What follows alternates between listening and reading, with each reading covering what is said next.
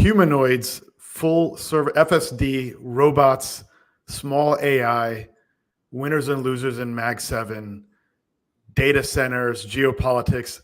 I am so thrilled to be joined by Michael Parekh, who is really an intellectual tour de force, retired Goldman Sachs partner.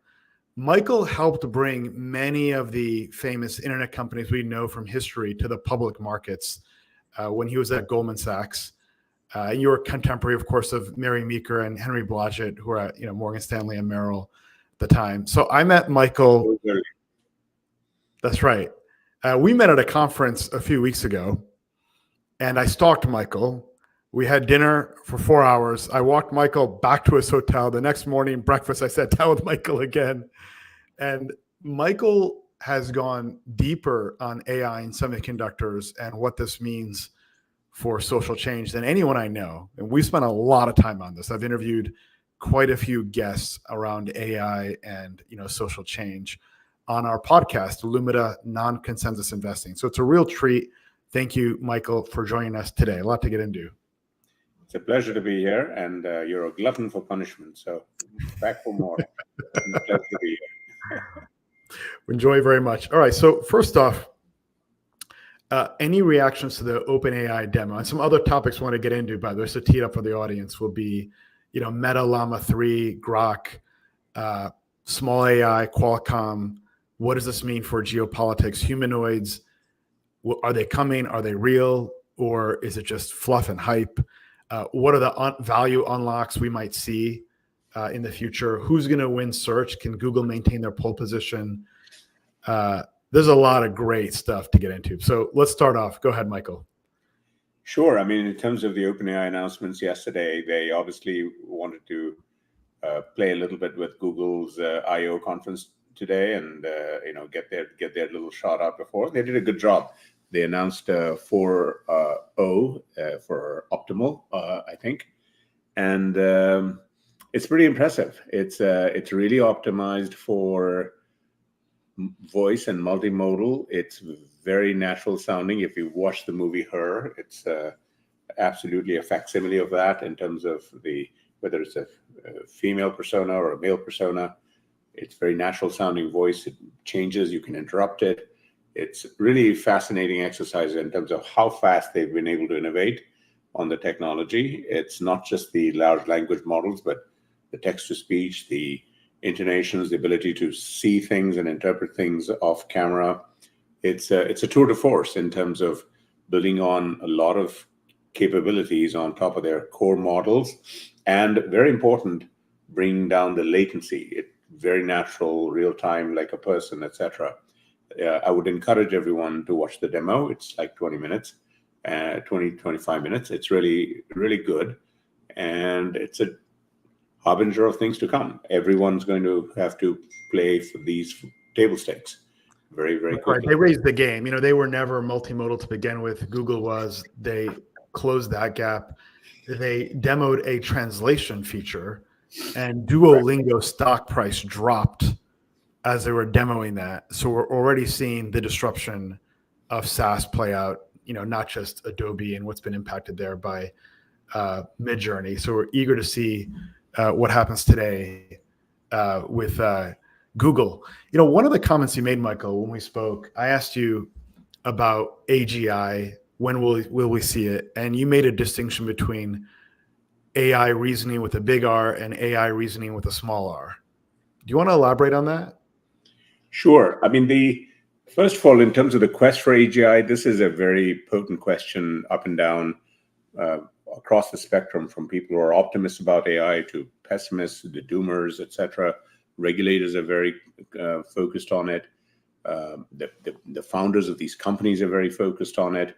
And the debate is ongoing. The projections anywhere from the next 2 or 3 years to 10 years. I did a piece this Sunday on my Substack that people can look at in terms of the range of opinions on this.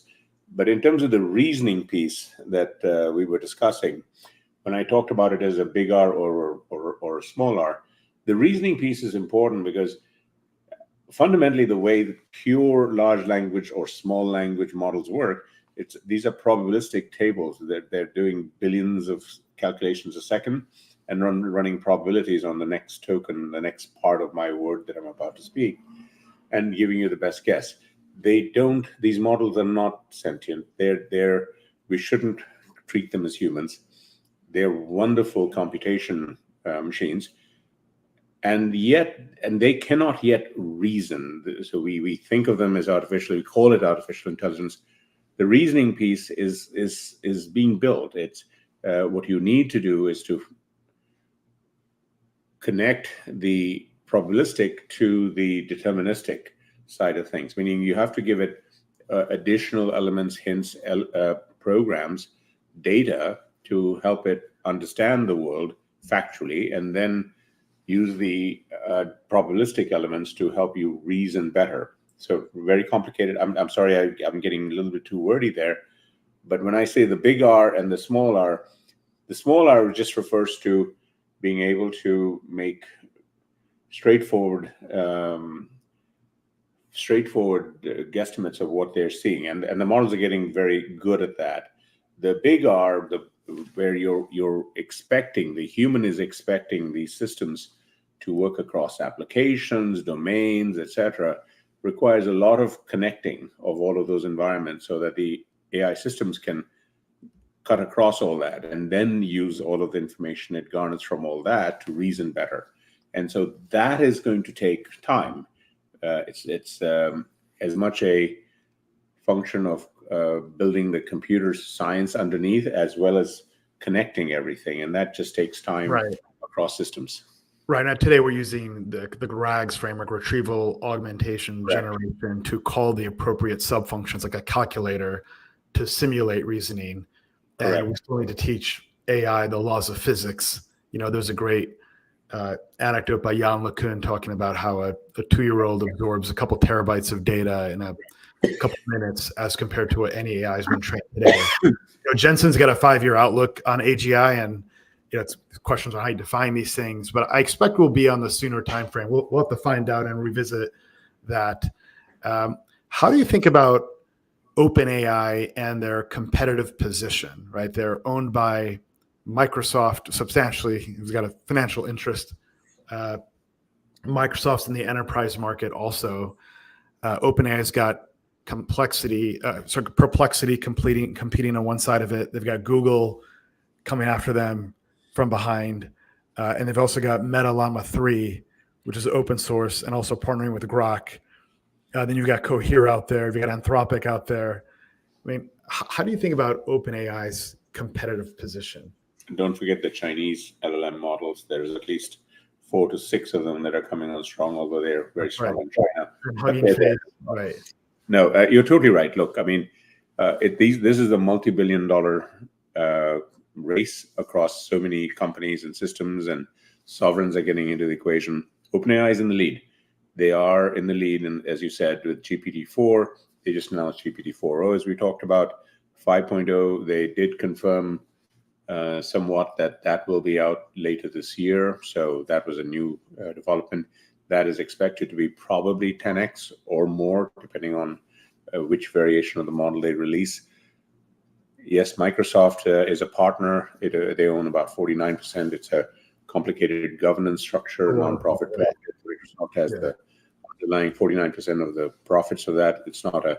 There's no board seat other than observer seats, etc. So there's a lot of elements that are different than just directly owning the company. So OpenAI is by itself a very independent company, and they're growing like a weed, and they're phenomenal in product innovation, right? So it's not just the GPT-4 to 5; it's all the additional things that they've been announcing and working on. I've written about at least 7 that I can count, and probably more that we don't know about, products and things that are coming in the next 3 to 6 months. Rapid product development from OpenAI. So 70 products.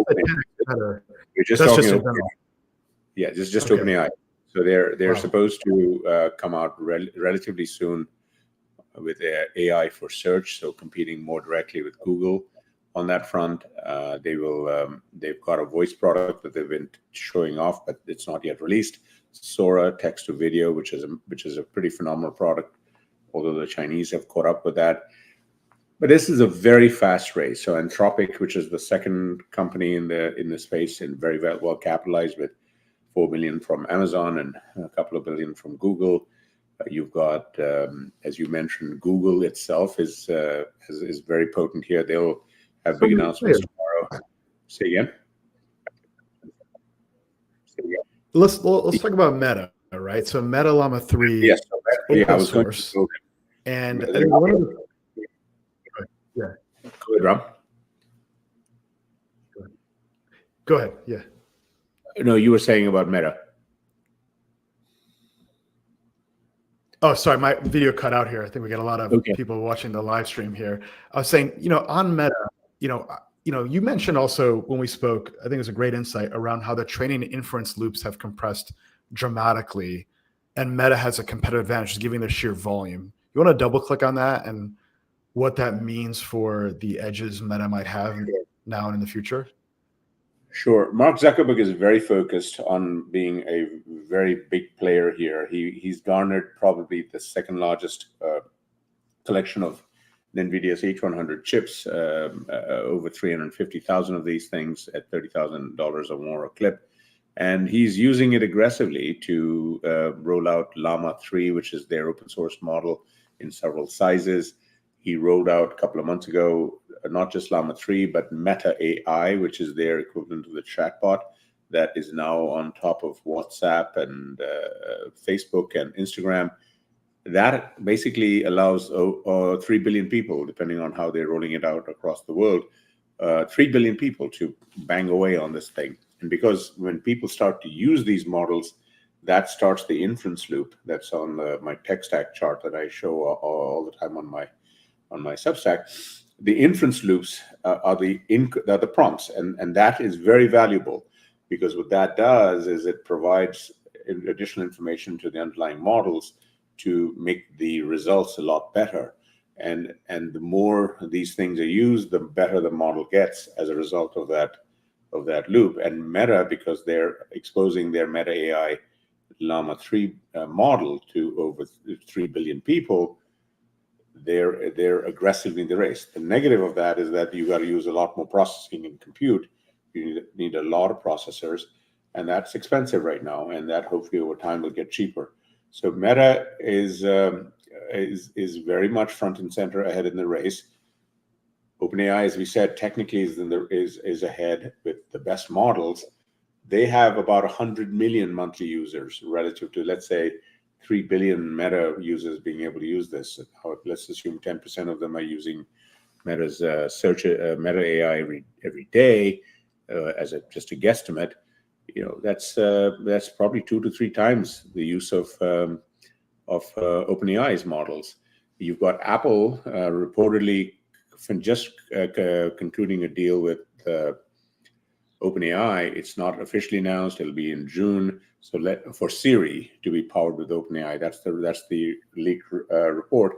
So that's 2 billion people on Apple or devices potentially over the next year using OpenAI services. So the race for users is on in the billions. And then, of course, you don't forget Google Gemini. They're going to be out talking about their products tomorrow. And Google Gemini reaches billions, and they have their own huge processing with their tensor processing units, their TPU architecture, which competes with the NVIDIA stuff. And so they have billions of users using Gemini models, and they're out front and center rolling out their large language models, obviously Gemini for search. So yeah, in the next 12 to 18 months, expect billions of people, mainstream users for the first time, not just hearing about AI, but trying AI every day. And that's the big change. Right. And multimodal. And when we think about the competitive advantage of AI, if we were to define a moat, there are a couple of things we want to look for. One is data, right? Google's got a ton of data on YouTube. Meta's got a ton of data generated from users. OpenAI, well, everyone has some basic generic data, but OpenAI, maybe they're tapping YouTube, who knows? So data is one. 2 is distribution. You've talked about that. 3 is compute. The race is on to get compute. But 4th is like networks. And Meta has a network. And I don't believe that is appreciated how we think about AI. Apple has distribution. Distribution and a network, I believe, are different things. Is that a distinction that's relevant here? No, the network is a very key piece, because what you're intimating there is that people are talking to each other, connecting around topics and discussions and so on. And in as much as AI gets into the mix of that, with these loops that I talk about in my writings and so on, it again, all of that helps in the reinforcement learning curves and what's called RAG, the reinforcement augmentation. These are all buzzwords. I'm sorry to go techie here, but all these are signals to the model to keep getting better and so on. So whether it's humans talking to the models, whether it's machine queries talking to other queries into these loops, all of that makes the models better. One of the things, I back in the 90s, when we took Yahoo public in 95, etc., we at Goldman, we started talking about things like B2B and B2C, which is people connecting, these systems connecting businesses to consumers and consumers to consumers. One of the things with AI that we need to be watching as a metric is just beginning, is what I call M2M, machine to machine. These agents talking to each other.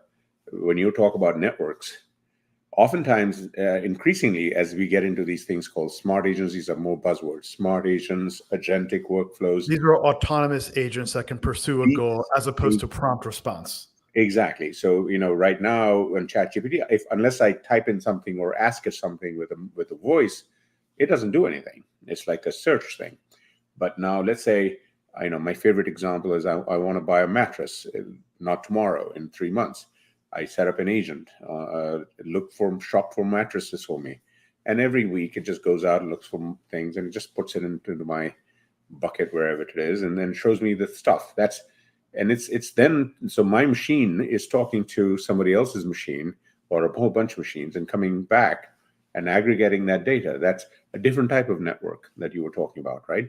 So in other words, in that sense, Amazon could have a network, right? Because now my query, my smart agent on Amazon could be querying the millions of third-party sellers of things on their machines and their agents. So networks are very important. I think what you're making a distinction between networks and distribution. Networks are very key. We're just at the beginning of these networks of agents starting to talk to each other. And then the question from an investor point of view is, well, where's the beef? Where's the money? And look, there are three ways to make money out there on the internet: advertising, transactions, subscriptions. Three legs to the stool. And when you've got, so far on the internet, we've got, call it 3-4 billion out of the 8 billion people on the internet through smartphones and so on. So far, it's been mostly people to people talking, people to businesses. But now, let's say there's an average of 10 agents per one of us, and there are 4 billion of us. So in about 3-4 years, there's 40 billion agents talking to each other. And that can all be monetized with advertising and subscriptions and transactions. So what's the TAM then? How do you define the TAM? So TAM is humanity. I love the word TAM because it's everything. And Total it's addressable market for the audience. No, the TAM. Look, TAM is a very good question. Total addressable market is what you're talking about, and TAM in general can be measured in units, in numbers of people. I just expanded the TAM with M2M, as by 10x. You 5x it. You 5x the TAM by having. So I just raised up on the TAM in units, but now on dollars. Well, if the advertising on the internet or commerce is $200-300 billion, yeah, you can argue that the TAM is going to go up potentially, because people are going to find more of the things they want in a timely way, and potentially order things ahead of time a lot more, because the agents are smarter about this. So yeah, all of this does augment TAM in a broad way. So that's an important thing to keep in mind. Go ahead. It would seem that the premium on human attention would increase substantially, because agents are going to perform discovery and research tasks that ordinarily a human being would be doing. So the human's not getting prompted with ads. So I'm taking less time to divert my attention on my primary goal and transact. AIs are not going to be persuaded by ads. So on the one hand, the average human being is going to have less ad exposure, let's say, but the value of that exposure goes up. So how does the ad model look like in that agent to agent, machine to machine world? It's an exquisite question, Ram. In terms of, I mean, on the one hand, you're saying, oh, ads are going to go down because attention is diverted because my agents are looking for things. You're right. Human attention is now attenuated. It's potentially diminished. Actually, I don't think so. If we have more time, we're going to go look at, watch more TV shows, cartoons, whatever we want to read books, whatever. So the attention will go somewhere. But the interesting thing here is that the agents are now also a potential market to grab their attention, right? It's not, I'm not just looking for Ram's attention on selling him a car. You have to advertise to the AI. I've got to advertise to his agents for tires, for oil changes. That's what a promotion is. Hey, AI agent, tires are on sale here. So if I've got, you got it. So attention is going to expand dramatically. The drive for attention, the market for attention, whether it's ad dollars, whether it's commerce, whether it's transactions.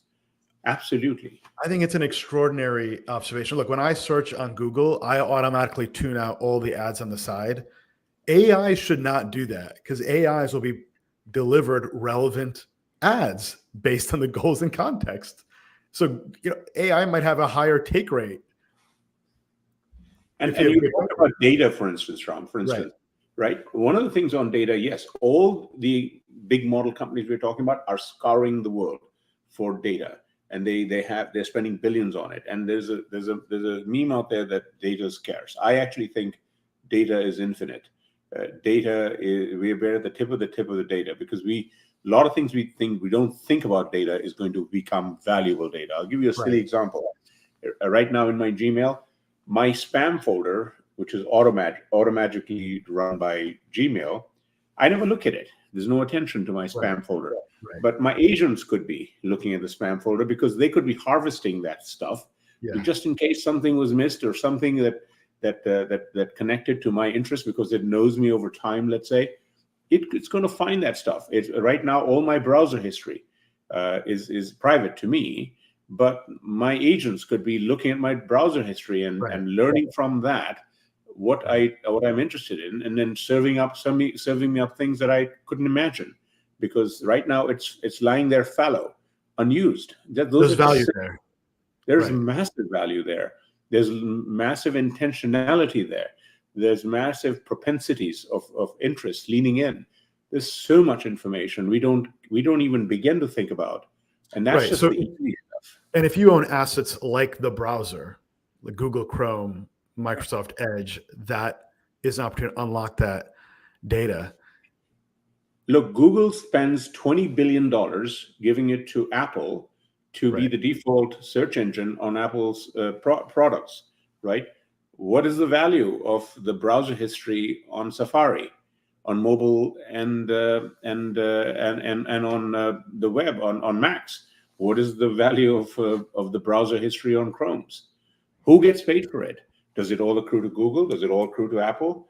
Does the user get some of it? These are all big questions, and there are permissions involved. So I think one of the more interesting things that's going to happen is that potentially there's a lot more sharing of revenues and monetization from that by users, potentially, just like right now copyright owners are suing a large language model. New York Times suing the large language models. Hey, give us a piece of this AI thing that you're doing, right?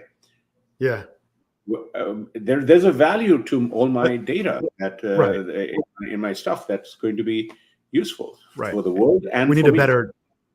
Totally makes sense. How do we get a better digital rights management framework to compensate creators of content and have more tokenized atomic value exchanges that take place? And it'll take several years. You need blockchain for that, I would argue. So you're saying, hey, look, the attention market's going to 5x because humans are going to have multiple agents, at least in terms of the quantity of agents. You can advertise to agents.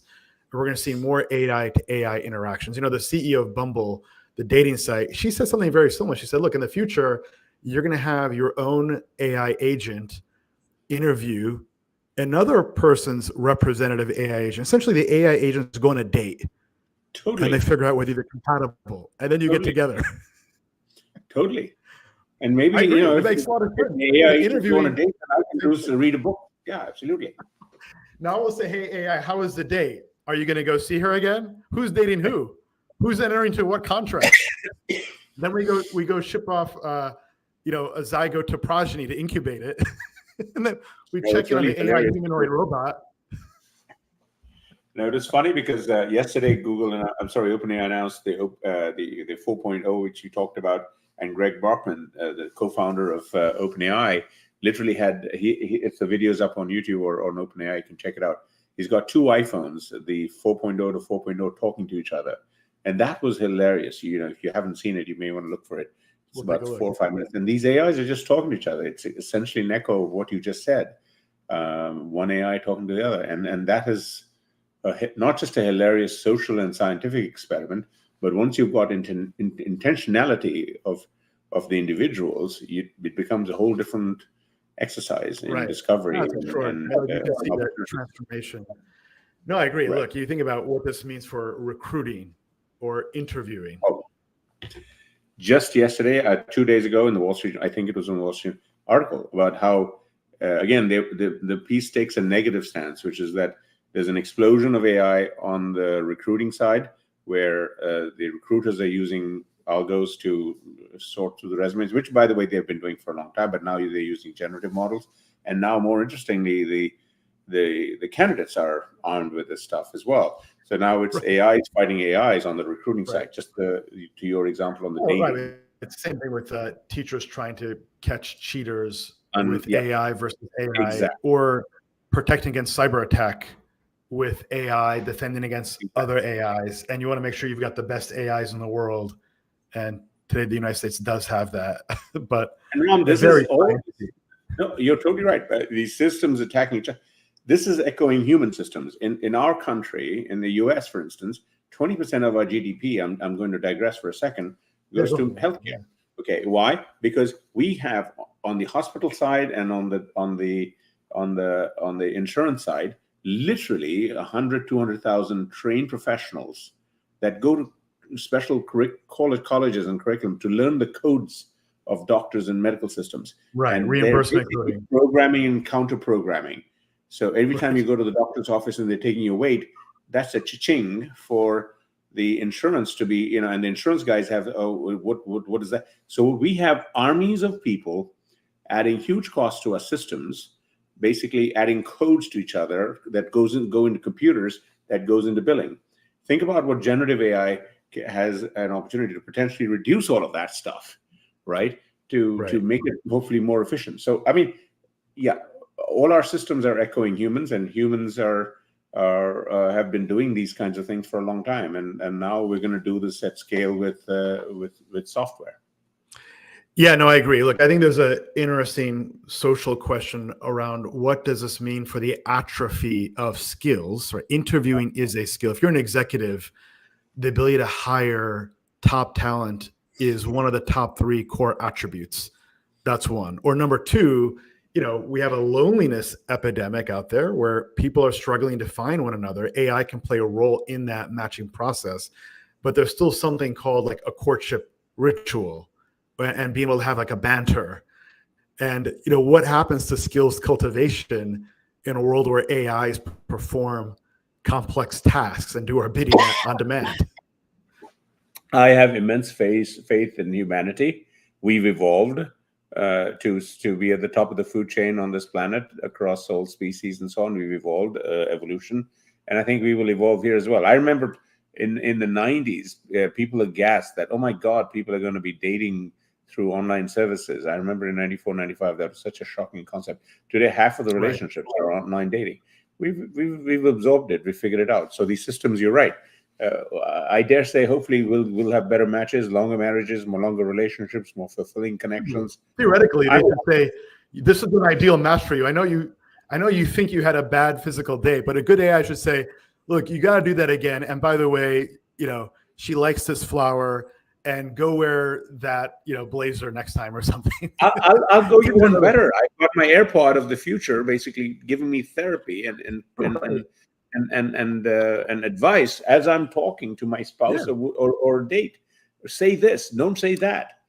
That sort of thing. Well, you're totally right. Look, I've been back to back today, which is my typical day. My wife sent me a long message in the morning, and I'm trying to find a window to get back to her. But I need to be thoughtful when I take in that message to really process it. I scanned it quickly. I know it's a topic and it's a lengthy topic, but I'd love to have an AI that is far more responsive. That I need like husband AI to jump on that, instead of waiting for like the market close, because it's that kind of day I'm having right now. But husband AI should not respond as if it's the AI, or maybe it should, I don't know. But what's the emotive response that's received on the other side? And what happens if on the other side it's the AI responding? So, we're going to have a lot of mediation, I think, with AIs is where this is going. Being the eternal optimist, I think I'm going to basically coin a phrase. We're going to have microtherapy, real-time microtherapy. Therapy is not just going for an hour every week. I've got a thing basically will be giving me therapy after hearing my conversations with my family, etc. At the end of the day, and hey, give me some advice on how I interacted with my kids today, real time, and real time coaching. We're getting there. This is not science fiction. This is all right around the corner. I agree. I think bringing out the best in ourselves changes in the next 5 years than we've seen in the last 30 or 50 on just these kinds of matters. We're going to have the AI, which is like the angel on our shoulder, and tells us what we need to hear, even if we don't want to hear it, and brings out the best in ourselves. And we can bring it up and down. We can bring it out. We can say, make me more devilish today, and for now, giving me more rational advice because I'm in a bar and I'm going to be drinking some more. Well, we're going to have the jailbroken AI too. Count me in for that one. And the jailbroken AI is not going to care about those safety parameters, and it's going to optimize for whatever you tell it to optimize for, even if it's not in your interest or the social interest. So it's going to be fun. It's going to be fun. So, on the let's shift gears now to humanoids. So are humanoids hype, or are we expecting disillusionment ahead? Humanoids they're going to take a long time. Humanoids is a very broad topic. You're talking about robots and robots like, have been around. Like a humanoid robot, for example. It does day-to-day tasks. It walks the dog, gets the mail, does the dishes, changes the diaper, hopefully. Correct. So humanoid robots have been around. Industrial robots, which is a bigger market, by the way. And by the way, the market comparisons don't hold because humanoid, there has been not a humanoid robot market. Roomba is the closest thing we have.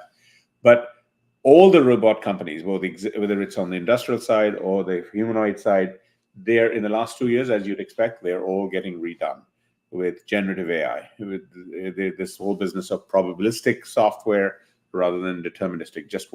Exactly what Elon did with his full self-driving FSD up until FSD 11 was all deterministic software, and then in the last up to 12 now it's all probabilistic software. That big change. We're doing that with our robots, and humanoid robots, or let's say over the next 5 or 10 years, are going to be interesting, and they will have lot more capabilities than you'd imagine through this new generative AI technology. And you could argue the physical economy, the physical world, is a much bigger playing ground for these things. And right now, the examples people come up with is, always make me smile. Oh, they're going to wash our dishes and they're going to do this stuff.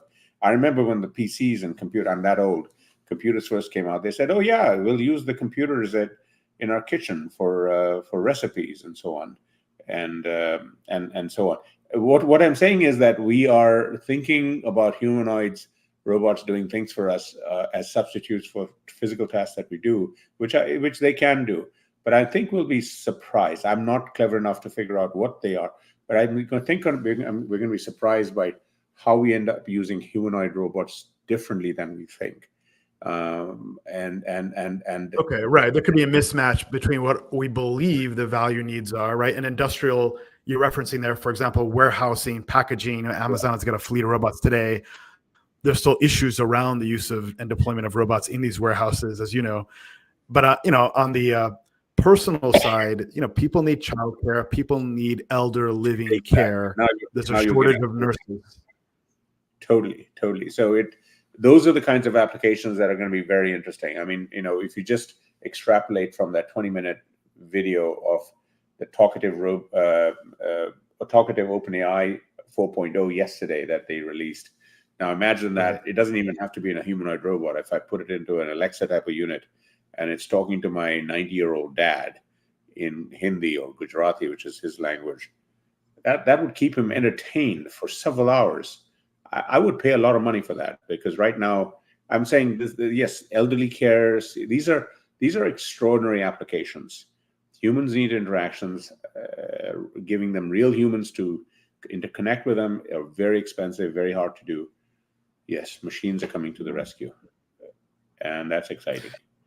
Do you think that between these two opportunities, right, you have the market of agent to agent, machine to machine AIs, which we just discussed, versus the humanoid opportunity, put an LLM into a robot, put some sensors on there, some actuators. Yes. Which is the bigger market opportunity? In terms of the humanoids versus I just want to make sure commercial opportunity and transformation potential in the next 5 to 10 years. Well, the physical commercial market is physically much larger, right? Because there's so much that's happening behind the scenes, but by the time it gets to us in terms of the people, when we walk into the stores or walk into the cinemas and so on.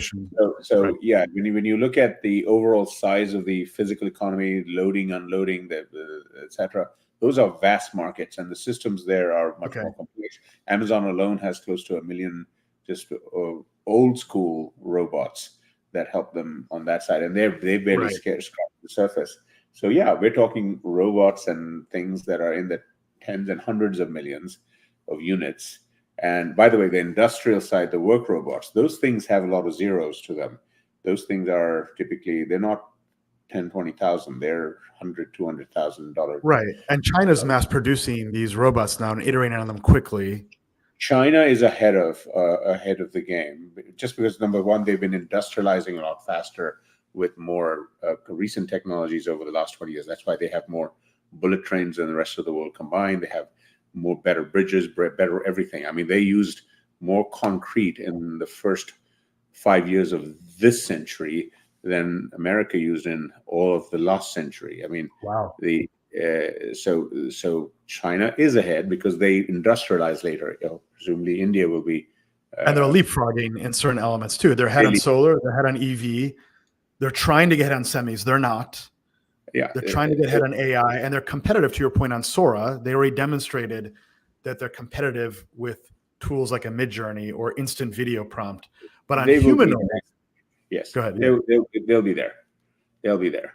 And by the way, they have more incentive to be there for the kinds of reasons we talked about. Why China, one less appreciated fact is that today they're 1.4 billion people. By the end of the century, the projection is they're supposed to go, because of their demographic destiny, they're supposed to go to 800 million, which is one of the biggest drops for any country on the planet, right? The whole world is getting grayer faster, but India is much further behind, but China certainly. And so you could argue robots are a huge thing.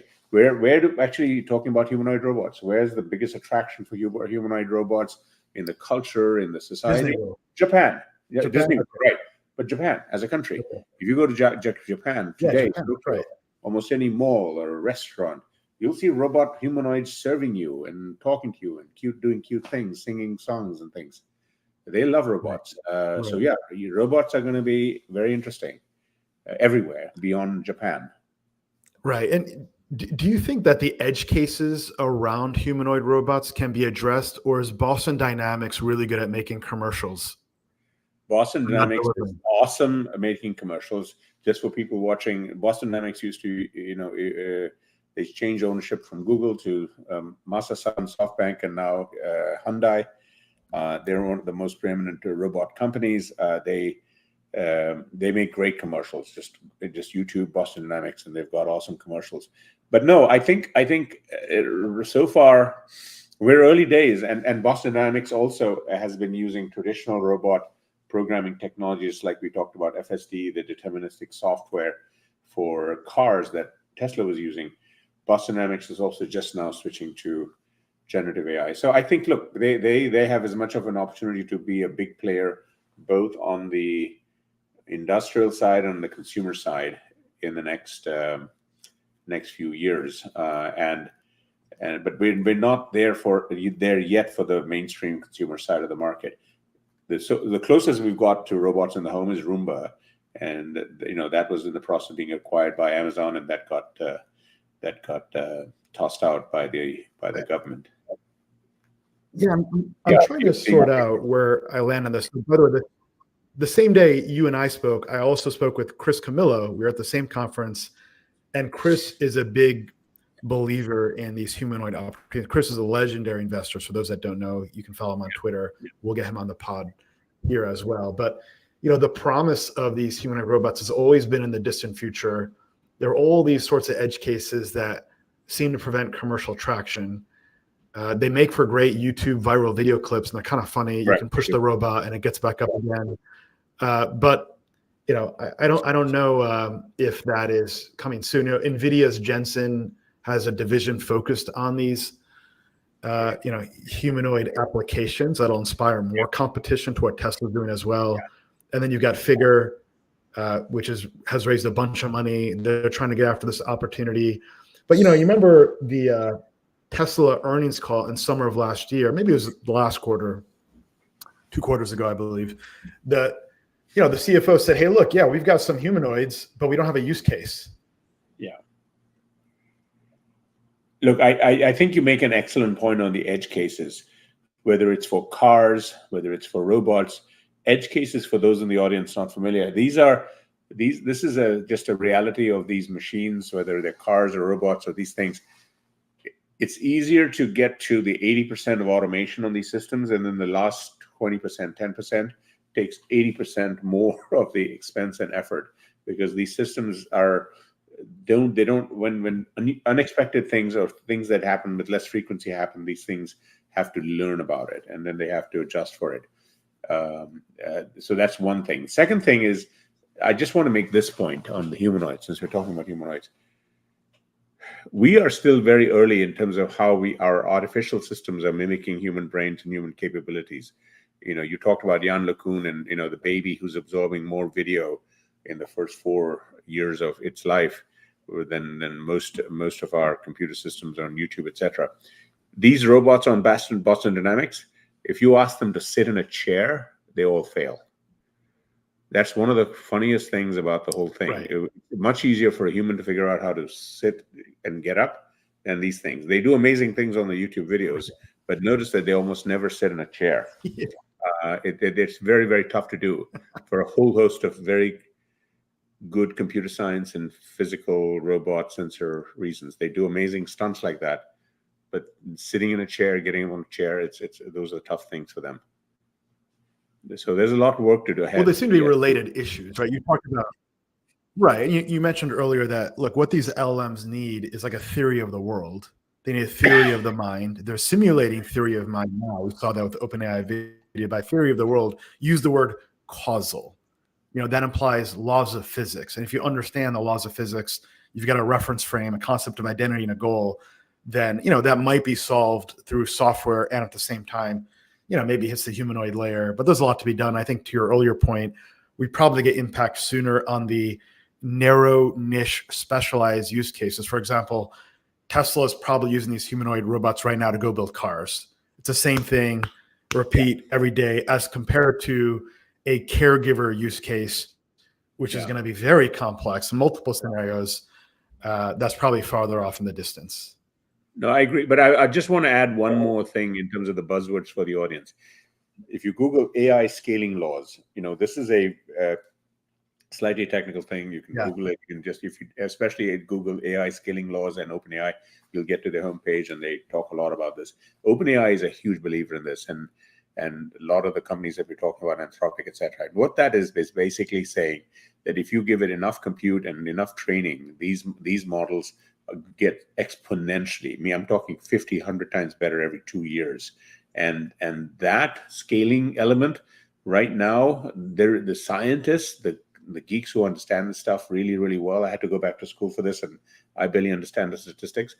What I'm getting at is that this stuff is supposed to beat Moore's law, which is 2x every 2 years and 50% less in cost roughly over the last 6 years. This scaling law, AI scaling law, is supposed to be with us. The conservative estimates are at least 5 to 10 years, potentially longer. So that, by the way, basically, if that is true, then as long as chip companies can make chips, there is no cyclicality in chips for a long time to come. We're going to need a boatload of chips. No cyclicality in GPU chips. No cyclicality in GPU chips. There's a difference between. Okay, now we're getting into the weeds of the chips. So good. Okay, GPU chips, correct. But now we got to get into training and inference, and you're right, GPU chips. But right now we're thinking today's world, in 2024, we're thinking GPUs in terms of $30,000, $40,000 Hopper chips and Blackwell chips to come run NVIDIA. They go in these big data centers. That's a big secular growth market. That's AI scaling laws are big. We're going to get gargantuan data centers that are costing $10 billion or more.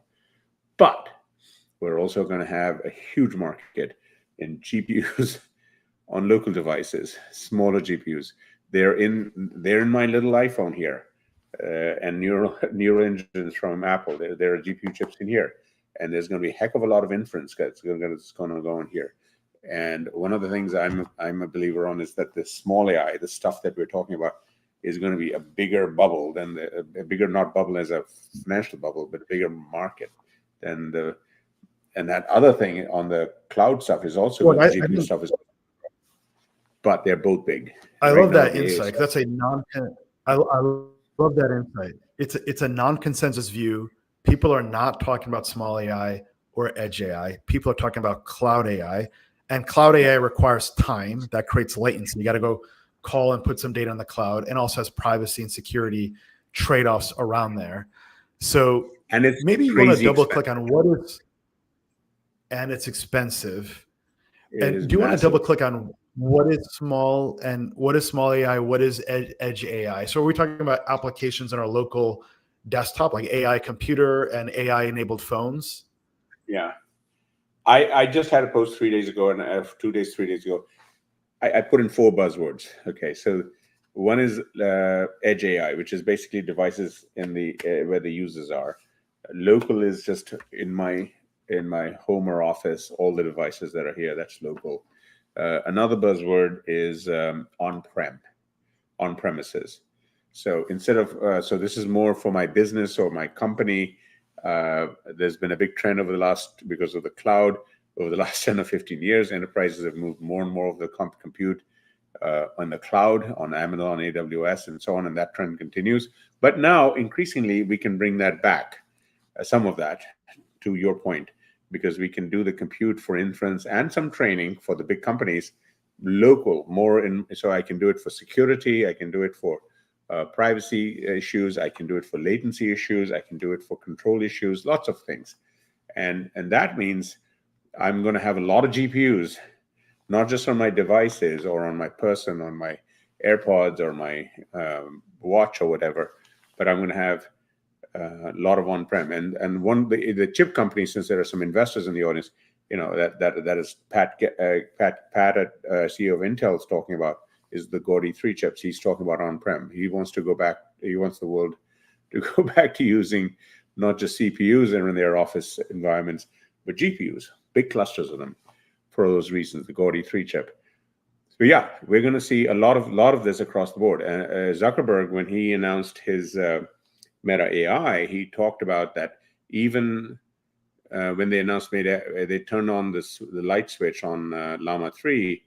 They're doing more inference because of the users banging on the chips on those GPU chips that were designed for training, and that load will increasingly, the faster that load moves to these GPUs on local devices, on-prem devices, typically they will consume less power, so that'll decrease the demand on the power infrastructure, which is right now scaring We'll come governments back and to that policy. topic later. Yeah. Yeah. So all of this is in the mix. Yeah, it's a calculus problem. It is, right. So we have edge AI, local AI, small AI, and then the players that deliver chips to mobile are generally different than those that create GPUs for cloud, right? NVIDIA is obviously a leader in the former. Some names that come to mind on mobile development would be Qualcomm and ARM. Qualcomm. ARM's obviously ridiculously expensive. Qualcomm's actually kind of cheap. One of the cheaper firms in the semiconductor space. Any thoughts on Qualcomm? No, Qualcomm has a great product line, especially for the kinds of things we're talking about. Inference chips, their Elite X, the Snapdragon Elite X is just being tested and rolled out. Computex, the PC show this summer, early June in Taipei, where Jensen's going to be speaking in a month. You're going to see just, again, a whole array of AI PCs and laptops and so on. That a lot of them are going to have Qualcomm Elite X chips. Microsoft, importantly, is shifting more Windows capabilities, running Windows on Qualcomm Elite X laptops. They've been around for the last couple of years. If you buy a Surface laptop, for instance, you can buy a Surface laptop with the Qualcomm chip, but they've been less capable. They've had less software support, but they're going to be more mainstream. Again, what's the advantage of those chips? It's they're more power efficient, and they have more of these GPUs and neural chips for AI processing. Right. So yeah, Qualcomm is very much a player in this mix. So what's the end user value that will be created by these advanced GPU chips? What's the killer app that'll motivate someone to upgrade their iPhone or their desktop so they can enjoy some additional value? So it's a killer apps, I would say, than killer app. Meaning almost everything you do on your computer is going to get AI enabled. You're writing documents, it's going to be suggesting things. It's going to be looking at all your storage. It's going to say, hey, you wrote this already. Use this thing. It's going to be looking at all those things. So the systems are going to get, as they get AI enabled with your private data in your life. I talked about the browser history, etc.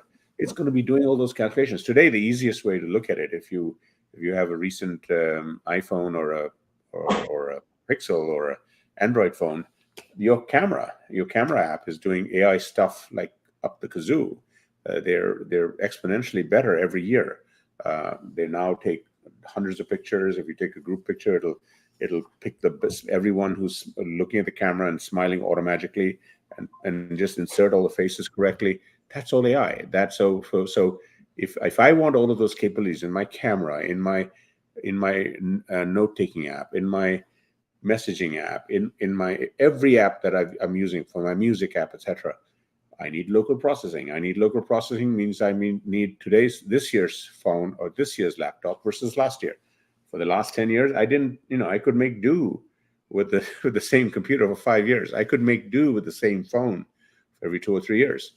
I think we probably, once the apps get going, and remember, software to get upgraded, to get all of that takes longer. The hardware is faster. They get their own annual cycle. So, this year's phone versus last year's phone, this year's chip versus last year's chip. Software takes longer. As the software catches up, millions of people are going to want to upgrade their phones more, their laptops more, their devices more. Why? Because we will want more chips every year. We want more power and more power to compute and less power consuming, and better batteries. Right, and that makes sense. And we're seeing a lot of semiconductors report strong second half outlooks, although we are troughing in many areas of semiconductors, except for GPUs, meaning automotive and industrial and other categories haven't been doing well, and laptop and PC sales have been down double digit many years in a row. So there's a bet that this will be the turn in the cycle. There's a lot of capex investment going into these bets. No. And I'm going to throw in one more on, since we're talking about semiconductors and local. Yeah. I'm going to throw in memory. Memory is going to be also more important than ever. So far, the last couple of years, if you had 16 gigs on your laptop or 4 or 8 gigs on your smartphone, you did fine. The new iPads that just came out from Apple, they've already got 8 and 16 gigs on an iPad for the anything over a terabyte. And the real use for the memory is to do more AI functionality that's personalized to you. Yeah, no, memories are really interesting. The HBM, like the 3 players out there, they're already sold out for the rest of the year.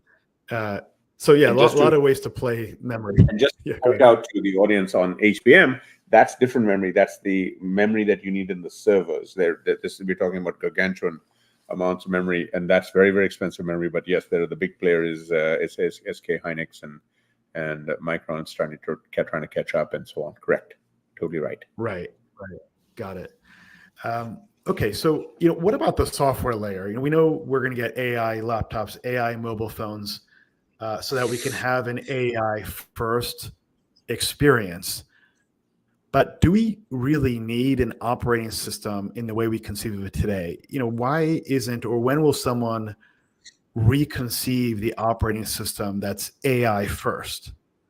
I don't need the calculator Windows operating system. I don't even need the Microsoft Office apps. I can use GPT as my word processor now. So is that a risk to Microsoft? That's a great question. I would argue that operating systems have been relatively plateaued over the last, in terms of innovation and so on, and the big systems have been relatively static, right? So Windows is still Windows. I mean, they control big chunk of the units out there in the world, and Mac business, is Mac. Right? Exactly. Right. But because you've got so much AI specialization going on in the app layer above the operating system, and all of this is connected to the internet, the need for the operating systems to really change that much with AI is not as dramatic. Now, you can bet for sure, and Microsoft is focusing on it. Apple's going to be focused on it. Anything that they can augment or advance through AI functionality in their operating system kernels, etc., they will definitely do. Remember, Microsoft missed on Windows Mobile, right? They tried to take the Windows OS in the late 90s, and they said, all right, let's stuff it into a mobile form factor, and they missed the boat, and they were sidelined by BlackBerry, which had a better form factor in the keyboard, which then got beat by threaded messaging, the Apple iPhone, and the touchscreen.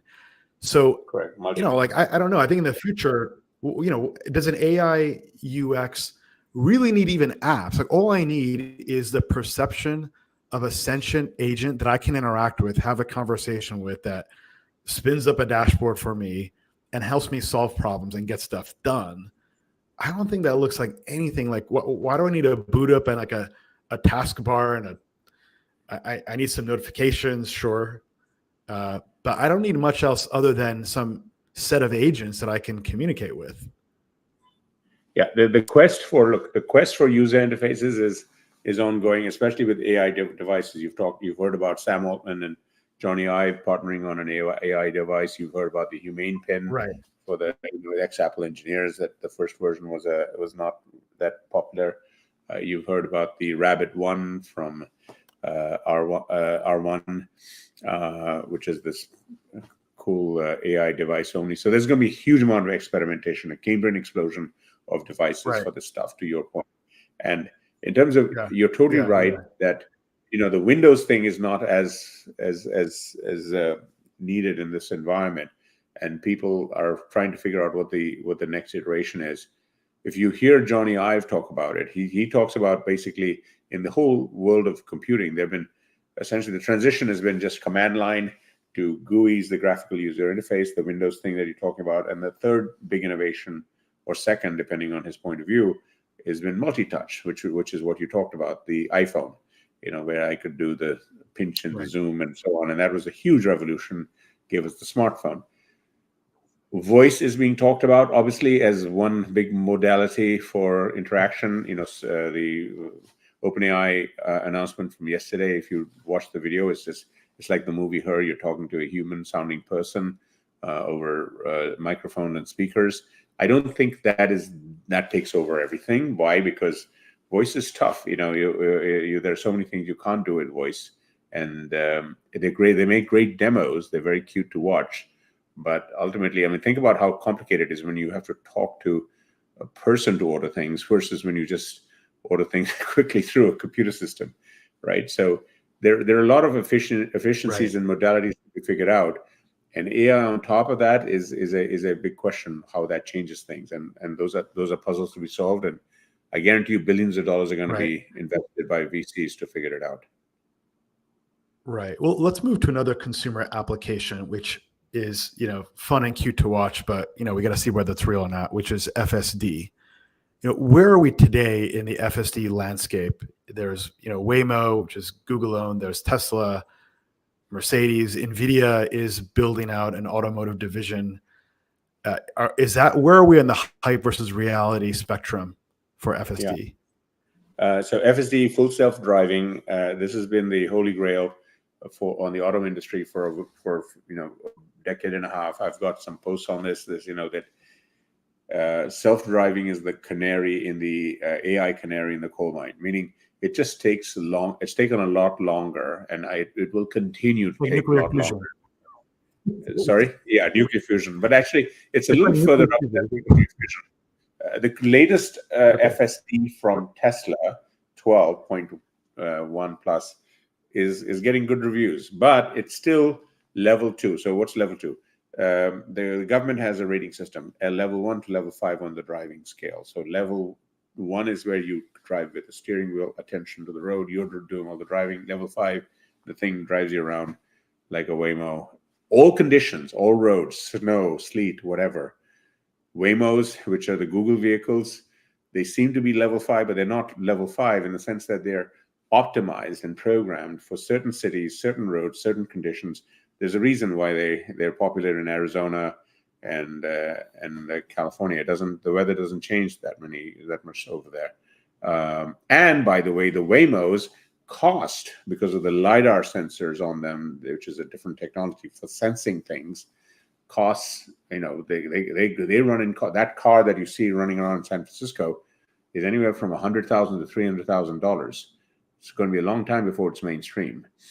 Tesla's, on the other hand, Elon said, I'm just going to use cameras for FSD, which is great. It keeps the car relatively affordable, $40,000, $50,000, $60,000. And edge cases are still killing the dang thing. Teslas are still level 2, meaning you need attention on the road. It nags you to keep your hands on the steering wheel. That's level 2. We're not level 3. The only car that's level 3 barely on certain roads in Europe and now a couple of roads in America is Mercedes on their next $100,000 car, where the car can drive you a little bit on certain roads without your having to have hands on the wheels. We're far away from consensus. That's definitely not priced in. Mercedes is that's definitely not consensus. Mercedes has like a PE ratio of 5 or 6 times earnings. But no one really thinks about Mercedes as level 3. No, Mercedes, but level 3, they have a level 3. It's very expensive. They're one of the top of the line sedans. Most people aren't going to buy one of those. What I'm getting at is this is why Apple hung it up. Apple spent probably tens of billions of dollars on their Atlas program and the self-driving cars. Even they said, we'll come back to it, and they basically wrote off the whole thing. Edge cases are very problematic, which is what we talked about before. That the unusual things that can happen that you can't train for, etc. So Tesla, look, Elon is very aggressive still on predicting when he's going to get it, etc. It's still Elon has done a masterful job. He's made more money on self-driving than most people have made on AI. Over $2 billion selling 400,000 Teslas with FSDs on the road out of 2.5-3 million, and it's barely level 2. And every time I've been on a self-driving car, it's like driving with my teenage nephew. I'm worried about every turn he or she's making. I'd rather just drive the dang thing myself. It's not there yet. It will get there, whether it's 3 years, 5 years, 10 years. Wide guess. We're measured in years, though. Is the timeline. It is years. It is years, especially level 5. Again, level 5. Half the country lives in places where it snows, sleets, etc.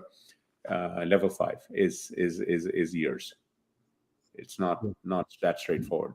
especially And if at you. the same The other time, thing you know, is you've that got China creating these. Say again. Yeah, the levels No, again. sorry, go ahead. If your car is just with cameras, the dang thing needs to see the road. And if you are in rainy, sleety, snowy conditions, the efficiency of the FSD just drops precipitously, right? As you'd imagine. So you need all these other sensors, the lidars. That adds $200,000, The LiDAR, $100,000 lidar. It adds costs, and right? you know, Which if is I'm going to spend Waymo. 300. Sorry. So Yeah, is if I'm Waymo going to making spend any 300. money on this then? No, Waymo makes no money on it. It's a moonshot, is my guess. I mean, they have not declared the numbers, but it's a great science experiment. It's a wonderful. It gives us when you're in Arizona, go take a ride. I've done it. It feels amazing. You feel like you're living in the Jetsons world. But it's a little like a tram ride. You know, the thing is programmed for certain areas and so on. Right. No, I remember. And It's point to point, destination to destination. It's not resilient at all. There's no flexibility. You can't say, hey, let me stop off and pick up some dry cleaning. Everything's going to be pre-programmed. So we should not expect to see driverless robotaxis in the next couple of years, is the headline. So Elon is Elon, and he's obviously got a robo-taxi day planned in a couple of months. But he's masterful at this. He does an amazing job getting people excited about it, excited about the future. And he'll say, "Oh, it's coming soon," but robo-taxis are a while away, would be my guess. But we will see. I'd love it. I'd love for it to be sooner. I'd love to be wrong. I have no issue with it. Right, of course. I love the technology, but it's the technical aspects of it are real. The cost aspects of it are real. Yeah. The edge cases are real. So we got to scientifically deal with that. Absolutely. Eventually. Does China have an edge there? You mentioned how China is leading on humanoids, solar and EVs, but does China have any edge around FSD?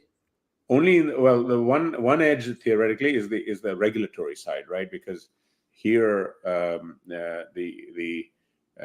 there are different regulations from place to place. China theoretically can have much more uniform regulations, etc. The other argument you could make is that if they mandate or subsidize FSD even more dramatically, so they have more data, they have a leverage there. They could potentially have leverage on their systems if they subsidize the LiDAR piece much more aggressively, like they did solar over the last 20 years, etc. So yes, they have some advantage in terms of pushing the technology out there through a combination of government subsidy, top-down controls, regulatory efficiencies, and whatever. But the technical problems I'm talking about the edge cases and the cost pieces are still a ways away. I'm not aware of China getting any closer to level 5 than we are. Right. Maybe they're notch ahead, but now their systems are probably available at a cheaper price in a few more car models in China because, again, of the government incentives and so on. But overall, no. On that, we're relatively pari passu just because of the difficulties of the technology. Right. Still. Right. Part of it depends on how you value human life also. Americans are pretty sensitive to loss of life. China might have a different standard. Well, again, that's a great point, but I would say there's no question that humanoid driving is much more, I mean, it's 35,000 or 36,000 casualties. I don't know what China's numbers are, but I'm just saying, yes, in general, automated cars are going to be less impactful in terms of people dying, etc. And yes, when a Tesla kills some people, it gets all the news and so on. So but statistically, I do believe that automated driving, when it's available, even in the Waymo kind of category, will generally be better at reducing fatalities than. Oh, I agree. I mean, just driving around in FSD to disrupt my driving. Yeah, I'd far more. I agree. What I was getting at, humans driving around. I agree. What I was getting at there is China can learn more faster if they're more permissive due to lower safety requirements. That's it. I'd be surprised if they're lower safety requirements. The one thing I will say to you, having been to China over the years, the human drivers are far scarier in China than almost any other place. Maybe India is the next place. I mean, in other words, they don't watch the rules of the road as aggressively as. You gotta go to Delhi. It's anecdote. Sorry. Makes sense. Yeah, so Delhi has some of the most talented and reckless drivers I've ever seen No, per square mile. I was in Mumbai just a few weeks ago, and they were driving, they were driving on the wrong side of the road in the same lane. I mean, it was, they do what they want. It's just fun. That's the passing lane. You go to the other side to pass the car in your lane. So you just got to dodge the head-on traffic. No, so they do what they want. Let's go to, So, let's go to, disruption and transformation. So when you were at Goldman, you took quite a few transformative companies public. And, you saw a lot of disruption. We saw the end of Tower Records and newspapers as we know it, Virgin Music. We saw the rise and then the fall of Napster. When you think about AI transformation, what are the other categories that you think that are at risk of disruption? Is the movie industry... movie industry is not that big. Gaming, what are the other categories out there that we need to think about? Yeah, SaaS. The word disruption, I've grown to start to avoid it. Only, the recent ruckus over the new iPad ad. You saw that, right? Where the iPad, iPad crushing all the guitars and all this other stuff, and it comes out to be a really thin. I had no problem with that ad. I love that ad. I thought the ad made the key point. And yes, you can make a thing. What? Sorry? I agree. No, the reason I'm getting I fully agree. I thought it was a great ad. No, so I just wanted to point out, technology always disrupts things. It always changes things, right? Buggies to cars, so we need less horses. iPads, we need less guitars because the dang thing plays music. I don't have a physical, a CRT TV. I can watch the thing on the thing. Yeah, it's crushing all those things. That's fine. That's known as consumer surplus, by the way, in economic terms. That's a good thing. Yes, we're going to have fewer people making those guitars or whatever. But I guarantee you, the people who want to play guitar will always play guitar. It's a good thing. I love it. Just because we're crushing it, it means I don't have to learn how to play guitar, even though I always wanted to, and I don't need to buy a guitar or guitar lessons. I can learn in a different way with AI on my little iPad or my phone. And that expands the TAM, the market. So I'm just arguing that we have to, disruption has always been with us with technology. It's not a scary word. Yes, it takes away things, but it generally gives us a lot more. I remember every case of technology in my little technology lifetime. When Adobe came up and the PostScript printers and so on, people said, "Oh my God, we're going to need less paper." I was in the boardrooms of the paper companies just a few years ago, and they can't make paper fast enough. In other words, technology doesn't necessarily do the obvious thing of just take away jobs or certain things that we expect. It actually expands the use of underlying things a lot more than we think. It's very counterintuitive. And the consumer surplus that's created, it actually creates savings that actually, if the consumer surplus just stayed, it was the only effect in a closed system economy, you would see deflation. But we don't. Why? Because people take the savings and then they do other things and spend on so many other things. So housing goes up and clothes go up and watches go up and so on and so forth. So, money, water always finds its level. Money finds its level. Right. Makes sense. So gaming, Hollywood, on that, I would just add, because AI, everyone says it's going to take jobs away. Yes, I think AI is going to create more jobs than we can ever imagine. Is my 2 cents. It's very qualitative statement, but just in the context of watching 200 years of technology, the abundance it creates on so many things mean that people are freed up to do a lot more other things. People can do other things much more efficiently. They're augmented with these technologies. So I'm a net optimist on this question. I agree. I'm 100% agreement. We might not be able to anticipate what those jobs are now, which is the hard part. People say, "Well, show me what job I will get after I lose my trucking job going coast to coast." Can't show you, right? Or what happens to the easy pass? Correct. You're totally right, Ram. Yes, it's tougher to show, but when economists and historians have done the exercise of previous technology that took jobs, and they've looked at the people who've done other things, they're surprised at the kinds of things they do, and generally they're better off than not. there's a transition though, absolutely. Right. A lot of it comes down to the pace of the transition. And Correct. is the transformation localized or is it widespread? And what's the rate of retraining to these new Okay. job functions that'll be created? And then how do you address displaced people during that transition? That's really what policy needs to focus on. Correct. You're totally right. Policy always helps, but I also argue that when new technology is available, it's amazing how people adapt. I come back. Humans are very adaptable. Uber comes along. You didn't need any government program to tell them to go learn how to drive more and drive people around. DoorDash came along. You didn't have to tell people hey, how do you deliver food? That's a really great point. Yeah. Millions of people figured it out. Gig economy. I mean, those are little canaries in the coal mine. They're teaching us how the world is going to evolve. Creator economy, YouTube comes along and TikTok comes along. You didn't have to teach people to dance and make hundreds of thousands of dollars on that stuff. They did it. They figured out how to use Canva and they edited and we have a creator economy that was $250 billion last year and will be $500 billion on Goldman Sachs estimates in 3 years. No one had to retrain them. No one had to teach them. They just figured it out because we are adaptable creatures. We go where the opportunities are. It doesn't matter, young, old. There are tales on YouTube of 80-year-old grandmothers basically having YouTube channels with 1 million followers, basically making fajitas. It's just awesome. That's humanity for you. You just give them access to stuff, and they'll do amazing things. And AI is going to make That's a powerful point. Like the product market fit is so strong. Right. And AI can help the person navigate that transition. I agree. I'm actually on human training. I mean, when I've got AI teaching me everything I want, I just ask it for free and it's all funded by YouTube.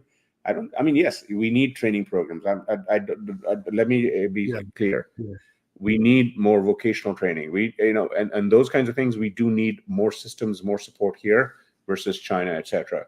But what I'm saying is we should be more confident that people are entrepreneurial, not just the entrepreneurs, but this is an opportunity for everybody to figure out more things they can do that they like to do. Right. I agree. A couple of quick topics here. So one is around Google. Who's going to win AI search? Who's best positioned? Does Google have an edge, or are they going to lose to the death of a thousand cuts with 10 different AI apps peeling off a slice of the search market? Yeah, I put a post out early August last year. That I said, say again? Okay. I'm sorry. I was saying I'd like to give you the easy questions. No, thank nothing. You. I was just saying I like to give you the easy questions. No, that is so. No, I currently continue to be of the view that Google will do fine in AI-driven search. Number one, not because they're only because they're an incumbent. They are. It's 10 billion searches. People know how to do that. On my iPhone, I will do Google because it's default. Google pays $20 billion for that privilege to allow me to search on them. But more importantly, Google is not asleep on the job. Their Gemini is really amazing. And there's been a lot of great competitors. I like Perplexity as well. They're doing a great job providing AI or augmented search. OpenAI, when they do their OpenAI search, is going to be a compelling product. And those cuts, look, Bing has been around for 20 years. 2-3% of the search market. It makes billions of dollars, by the way, Bing. Yeah. Okay, but Google is still Google, and so I'm relatively comfortable that as long as Google doesn't fall down on the job on AI-driven search, they're okay. Now, the other concern that markets have is, oh my God, but what about the revenues from search that are impacted by AI-driven search? But those things are temporary. When Facebook went public, right at the transition point of web to mobile, the stock was down 50% or more for a year or two because their advertising went down because their advertising was optimized for the web, and they took a year or two to figure out how to do it on the mobile, and they never looked back. It was so much better on mobile because there were new ways to do advertising revenues. I think AI is going to be the same thing. So so I'm not worried as an investor in Google. I'm not. This is not investment advice, by the way, caveat. But I'm saying in general, AI search is Google's to lose, and I don't see them doing anything or not doing some things to lose that. Yes, there are going to be a lot of competitors. I welcome that. I think there's going to be a lot of innovation because of that, and the whole system can learn from each other on that. I love what Perplexity does on some of the stuff. I'm looking forward to what OpenAI is doing on search, and that's all a good thing. Right. How do you think about like Meta Llama 3 and potentially teaming up with NVIDIA, right? These are the only two founder CEOs in Mag 7. And you had a very provocative idea when we spoke around how these two might be able to team up and do something special. What might that look like? No, thank you. So Llama 3, so the one thing to remember about the Zuckerberg and Meta, obviously Zuckerberg is very competitive. He also is a huge beneficiary of open source, not just he gets a lot of kudos for open source Llama 3 AI language models that are equal almost to capability to GPT-4 that are open source. What does that mean? That means I can download that. I can customize the training weights and do my own applications a lot easier than I can. I can't do that on OpenAI to the same extent, or Anthropic's models, etc. But we have to remember that the big purveyors of the other proprietary systems, they also have big cloud businesses. They have, Microsoft has Azure, which is OpenAI's partner. Google has obviously Google Cloud. You have Amazon with AWS. Meta doesn't have a cloud business. So they benefit with all the hardware and the software being open source. And they've been doing it for 20 years. And not just, long before AI, the open source element allowed them to get far cheaper computing equipment for their data centers. Now, to get to your question, which was very on point, NVIDIA, which is the leader in the GPU chips, they just announced this thing called NVIDIA Inference Microservices, or NIM. And when Jensen announced it on stage at the developer conference, he showed how, and what is a NIM? It allows individuals, businesses to micro-program the inference. And this is a little geeky. You can put any model into it. So you could put GPT-3 into it, or via APIs or whatever. You could put Llama. He showed it with Llama 2. But the point is, people can use open source models without paying Google, without paying the proprietary model companies, OpenAI, etc. So in the theory, it allows a lot less expensive models to be run at with the same capacity for inference, etc. And so the potential thing that they could do potentially is the notion that NVIDIA chips could be even more optimized for Llama 3, and that it becomes a lot easier. And by the way, people can still do it. It's just that a better integration might expedite that whole thing. So there are potential strategic opportunities, but in general, this whole business of open and close, I think, becomes a little less material in the next 2 or 3 years as the models get bigger, because even with Llama 3, by the way, if I'm a big company and I want to use Llama 3 open source beyond a certain threshold, I have to pay Facebook. I have to pay Meta. So, but yeah, there is a short-term cost advantage, right? And not only cost, but customization advantage of using open source models like Llama 3, and that is a big market. Amazon's counting on it, NVIDIA's counting on it, and that's why Jensen and Zuckerberg, are always hugging each other and exchanging each other's jackets and so on. Changing clothes or jackets, right? Yeah. I mean, there's this famous shot of Zuckerberg wearing Jensen's leather jacket and Jensen wearing his overcoat. Right. But my point being, yeah, there are going to be a lot of strategic matchups in the next year or two, just like what we just potentially are going to see with Apple licensing OpenAI for Siri. Apple's also kicking around Gemini for potentially their large language model. NVIDIA, having lots of opportunities to do interesting things. The other word you want to watch for in the next it's a big year is cooperation. The best customers of the top companies are also their best competitors. And so there's a lot of chess games being played constantly. Well, that's happening right now. I mean, NVIDIA and Microsoft is a classic example. You don't need Microsoft Cloud if NVIDIA can build you a data center in the desert. Correct. But then Microsoft needs GPU compute because it delivers higher ROI spend.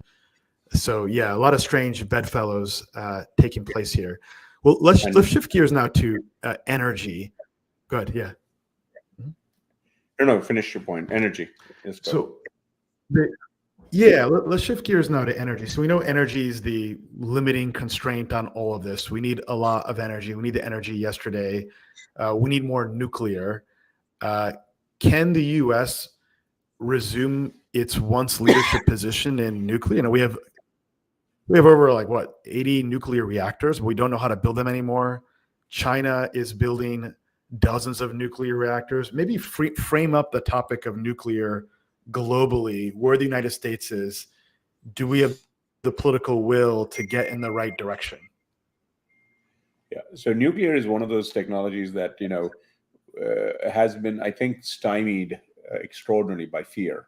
One of the few technologies in civilization that, and you can see it in the reception for the movie Oppenheimer, all the Oscars, and half of the movie was about the fear part of it, etc.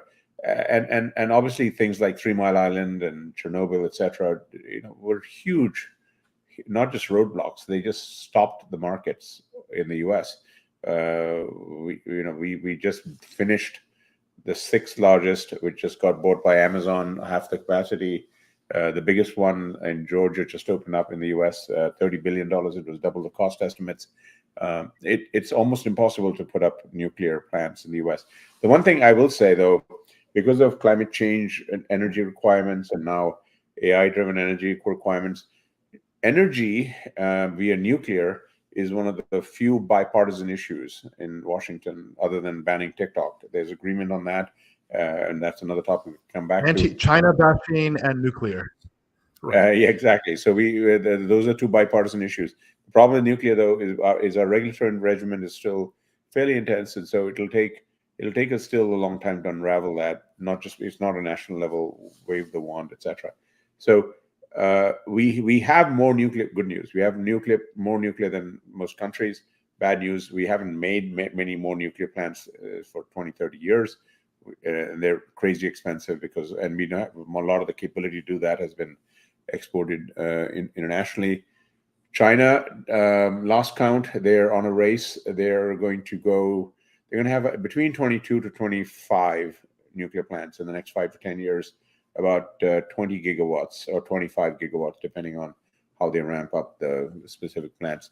And so they're on a top-down, let's get nuclear fast race, and they're winning. They have more nuclear plants coming up. India's got some, Turkey, etc. But U.S. is much further behind on that in terms of new plants. China's in pole position.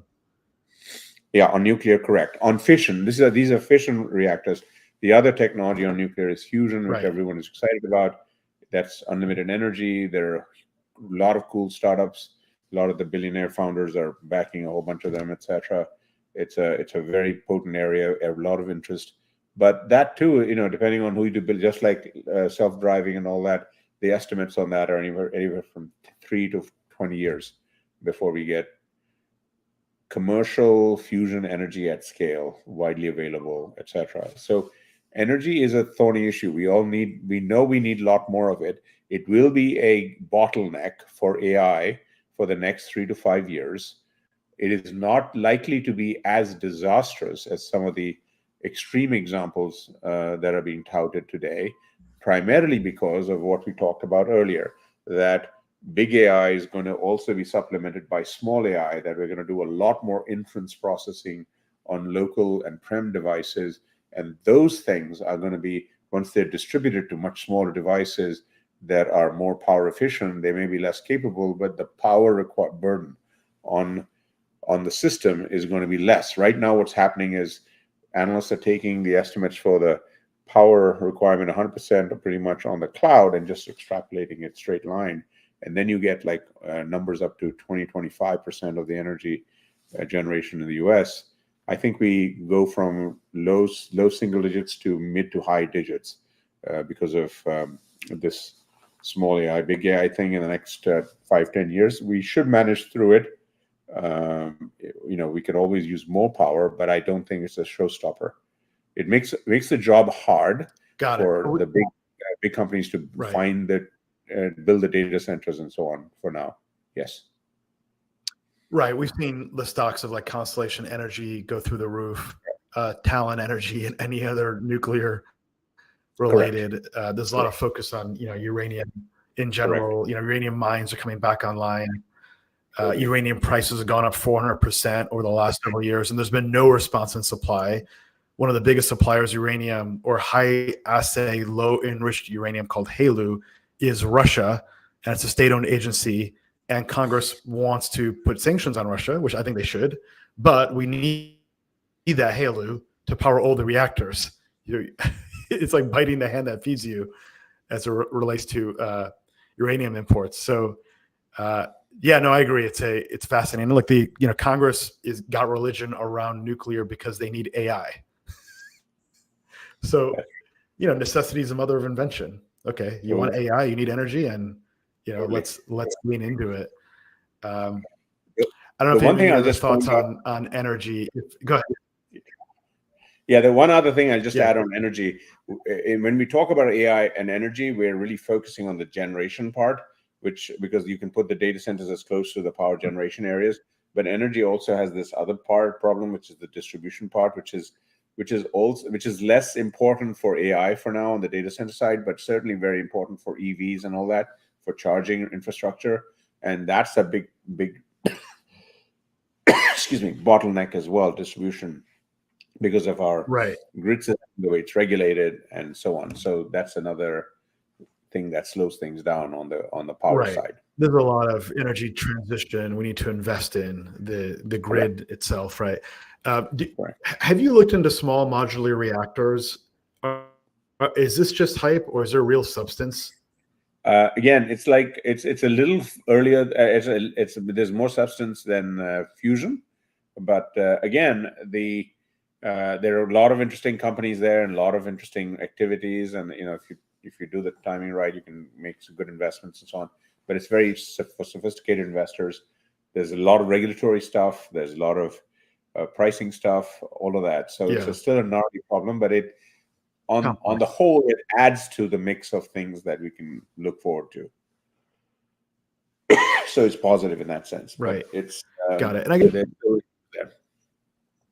there's innovation happening. I think there's something like 80 plus small modular reactor firms, some large, some small, trying to get after this. Some hype, maybe some with substance. We'll see. Let's hope for that success there. I guess just linking this all back together now, just in terms of geopolitics. There's a space race for AI. I think is the term you used when we last spoke. There's a race for semiconductors. We're trying to limit China's ability to get after that through export controls. There's a race for humanoid robots. There's a race for energy. China's ahead on that. There's a race for clean energy. China's ahead on solar and EVs. How are all these forces, especially GPUs, reshaping geopolitics? I'll give you, for instance, there was an article about how Saudi Arabia was curtailing some of its activity with China because of pressure from the United States. The implication being that if Saudi Arabia didn't cooperate, they might not get GPU access. And this is a big about face from a few years ago when Biden was in Saudi Arabia and there was call it like a falling out or a distancing. So how do you see all these forces interacting with geopolitics?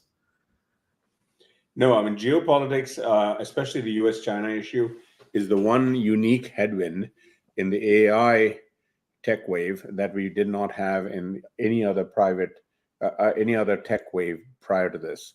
And it is an issue not only for the reasons you mentioned, but also the global supply chain, obviously. It's not just the semiconductors, right? It's all the components that are sourced everywhere, etc. Once you start to say, hey, you got to move the manufacturing of this stuff, whatever it is, chips is obviously the most obvious ones, and computers and so on, and you got to move it to other countries and so on. It's a lot of expense and a lot of issues and so on. I mean, Apple, which was the most integrated with China, is now making 10-15% of its iPhones in India. It was not easy. It was not cheap. They spent probably 50% more than they needed to, and I dare say it's probably one of the reasons why these dang things, the new iPads and so on, $100-$200 more expensive. It's not good for the consumer on a global basis. So my thing on geopolitics, etc., is I hope that the governments kind of do what they need to do on the political side for the geopolitical reasons, national security, Taiwan, all those kinds of issues. That's fine. But the general thing is, the more we can let the free markets or the companies do, both places do their thing, it's a good thing. Look, I think one of the most interesting innovations we've had in social media over the last 5 or 10 years was TikTok. I'm going to say it, right? It came out of China. The other most interesting innovation we saw in e-commerce, also China, Temu, Shein, all those things. And you can argue, yes, Shein and Temu came into the US because of regulatory loopholes in terms of the $800 exemption to ship directly to the end customer. But that's innovation. That's business people figuring out how to make better businesses, provide better products and services to regular people. My sister, who's a mainstream person, loves shopping more on Temu and Shein because it's fun and this and that, than go to her Target and Kohl's. It's boring. I mean, what I'm getting at is we have to believe in the markets for innovation on a global basis. But to answer your question head on the geopolitics, yeah, it's a reality. It's a reality for the next 10 or 15 years. We can't fight it. So then what do? You look at, as an optimist, I look at the bright side. Races are good because it makes sides competitive, and we accelerate things. We went to the moon because we were competing with the Soviets. What was there to do on the moon for humans? Nothing. We bounced around a couple of times, got up some rocks, and that was it. Never went back for another 50 years. What I'm getting at is that races are good, but races are entertainment, and they accelerate things, but they're generally at the expense of more expensive things. China will not necessarily be contained. Their AIs, yeah, they'll cost them 50% more to do better, as good AI as we have with older chips, but they'll do it because technically you can do it. So I'm just saying, look, we want to make sure neither country goes to war. We want peace because that's good for 8 billion people on the planet for a whole bunch of reasons. We want to cooperate more than we want to compete on those kinds of issues. But for technology's sake, etc., it's a net negative that we have to compete on supply chains and so on. And it's bad long term, I believe, for U.S. interests, U.S. companies, U.S. economy. Mm-hmm. And we need to be able to thread the needle. 2 cents. I agree. Look, the legitimate national security and IP theft concerns, which should be addressed, for example, through export controls or trying limiting espionage and enforcing international norms around WTO restrictions and all the rest. But 100% tariff hurt the American consumer and limit innovation, and they certainly don't help inflation. And competition brings out the best in everyone. Correct. It's politically popular to do that, even though it's not in the interest of the constituency. And the constituency doesn't understand that, right? I mean, we love shopping at Walmart and Costco, but we don't, and we love bashing China, but we don't connect the dots that almost everything you get that's cool in Costco and Walmart and Sam's Club comes from China, and that's a good thing that they were cheaper. Now, yes, there are all these issues. Oh, yeah, they're made by child labor and Uyghurs and all that, and that is also something that to be contained and so on and managed. At the same time, people, China is extraordinary in the sense that in 20 years they got more people out of utter poverty and into a living wage and into the lower middle class than any civilization in the history of the human race. People need to work, and child labor is terrible. I agree, but go read Charles Dickens. Child labor, that it's been everywhere. Every economy has had to deal with chimney it over. sweepers that are 4 years old. Correct. Right. And so we want to I manage agree. No. the extreme of it, but I'm just saying humans are 8 billion of us. And by the way, as a whole, because of technology, we all everywhere live better than even the kings in Versailles 200 years ago, because of the ubiquity and availability. Right, I agree. Look, Genghis Khan would have. Yeah, no, I agree. Like Genghis Khan would have to send horses up into the mountains to go get ice, and most of it would melt by the time they got back. So we've got freezers here.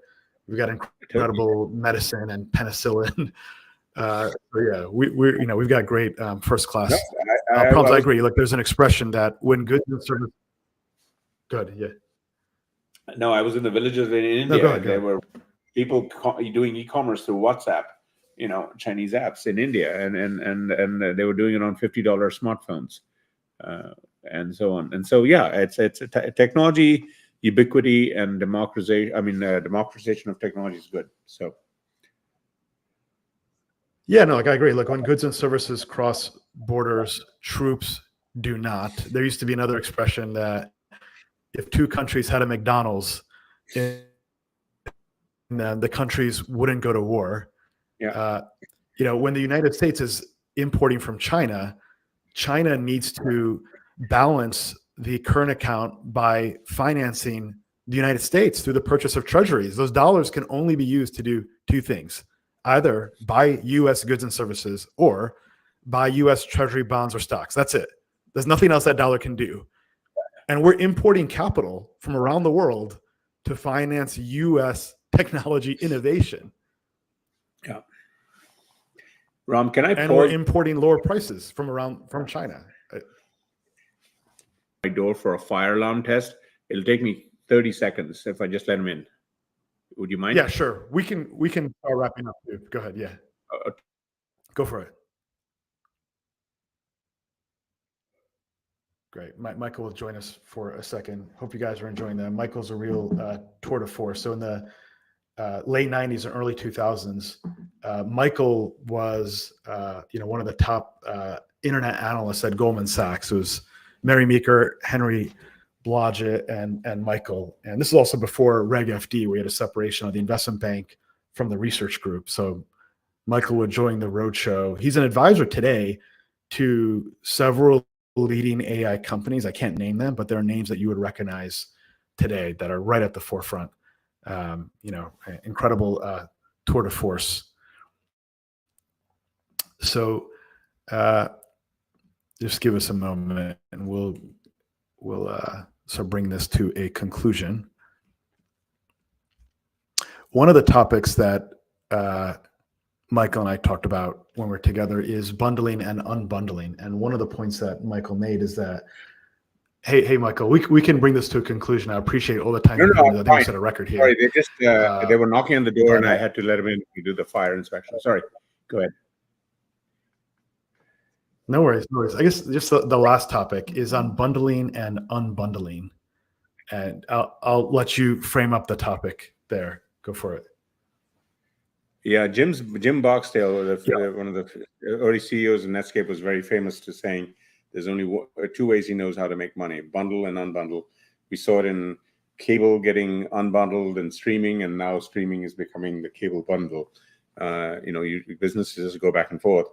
And we're seeing that in the context of a lot of the services online as well. Amazon Prime is about bundling. The Microsoft Copilot is basically using the same bundling techniques around AI services as they had for Microsoft Windows, Microsoft Server. And so bundling, unbundling is just a metaphor for how businesses price services and aggregate services and make money off services online. And we're going to see a lot more of it. So what do you think are the opportunities there, right? So, what are the opportunities to unbundle? Like which companies need to unbundle and unlock value? The unbundling that I'm fixated on right now are it's less about the bundling and unbundling of specific products and services, which again, what tends to happen is that unbundling happens when when especially in technology, when disruption happens in specific industries like cable giving way to streaming.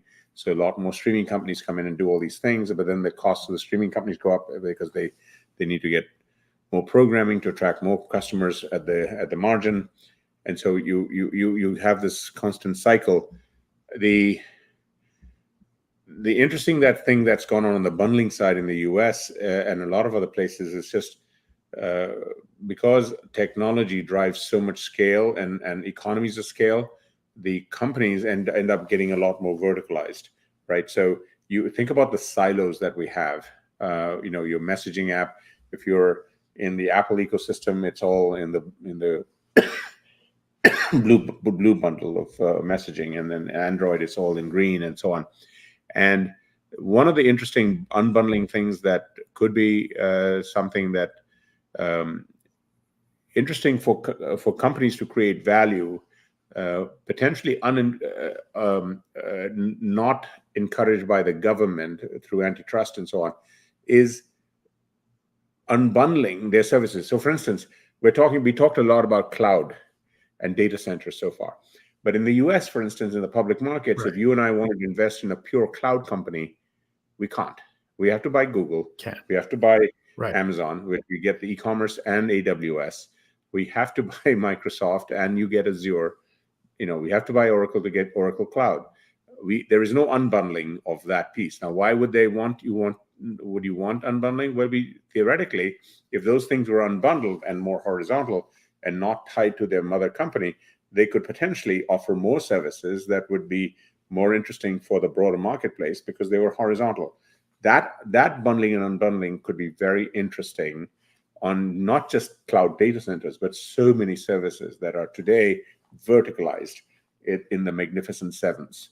And there was a reason for that bundling of vertical sevens. When you have, your Apple basically has an app called Books for books, but Kindle has their own thing, and they're separate. And I think that has kept selection, pricing, everything kind of static and high for consumers. But what if Kindle could actually work across all the systems in a more unbundled way? If it was separate, it could be from a better consumer experience point of view. You could have a lot more innovation. And my point is that I'd rather see that happen organically by the companies top down than be mandated by the government, because I think the companies are losing out on the opportunity for unbundled services, because in today's world where investors globally are looking for growth, if you give me even a 20-30% share of that spun out, and the company can own the whole thing and let that company compete, that thing could end up be, if it's a $3 trillion company, that thing could be $500 billion or $1 trillion. And that's the kind of unbundling that could be very interesting. I would love to own Amazon AWS, but I don't want to own Whole Foods and pay an 80 PE ratio for that. To your point, it's exactly, I want to own that business. I just don't want everything else going for the ride. So you'd get highly specialized execution. That's number one. You get speed. And number two, you have an open architecture world. And that open architecture world is what would unlock innovation. Because right now you have these gatekeepers and rent seekers that are charging 30% to put an app in an app store, and they're not adding any value. They're not adding any value to that. They're saying whatever money you make, we're going to take a 30% cut, which is extraordinary by other commercial standards. Licensing agreements are 20% gross revenue. That's a licensing agreement where you have trademarks and other considerations, and you've got scarcity in this. This is just saying, hey, look, you want to hang a shingle in New York City App Store, we're going to charge you 30%. That's higher taxes than most places. So yeah, no, I agree. An open architecture world is the kind of world that would unlock innovation, enable portability, enable people to have property rights in the data, enable more APIs to get built around these ecosystems. Remember, we used to have APIs around, say, Twitter and Meta, then they were all shut down because it made sense from their own competitive advantage. But Meta is another interesting point. Meta doesn't have a cloud, and it doesn't matter. Meta doesn't need to have a cloud. Meta built an open source LLM, and they're offering it to the public if you make a lot of money with it, or you have, I think the number is over 700 million customers. I think that's the standard. Then you have to negotiate a licensing agreement. We're all better off with that. We're all better off with the fact that we can plug into Meta Llama 3. Grok is doing that now to deliver a faster competitor to other open source models. So no, I agree. They need to come around to that. They'll execute faster. It'll deliver more value to the end consumer. Unfortunately and sadly, I don't think they'll do that. It's too provocative.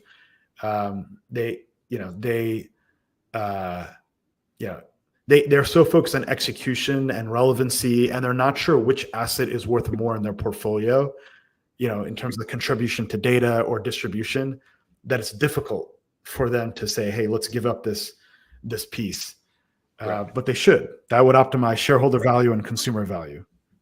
Correct.